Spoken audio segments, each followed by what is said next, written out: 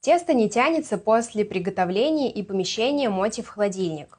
Значит, у вас нерабочая рецептура теста. Очень часто вижу в интернете рецепты теста моти с использованием сливочного масла. Сливочное масло в холодильнике каменеет. Соответственно, такое тесто будет терять эластичность и ломаться как мармелад. Также тесто может терять эластичность, если в нем слишком много крахмала или муки. Либо рецепт хороший, просто тесто было перезаварено. Тесто по моему рецепту сохраняет нежность и эластичность даже на 4-е сутки в холодильнике и отлично переносит заморозку. Этим рецептом я делюсь на мастер-классе по моти. В него входит видео в записи с подробным процессом приготовления, техкарта и обратная связь лично со мной.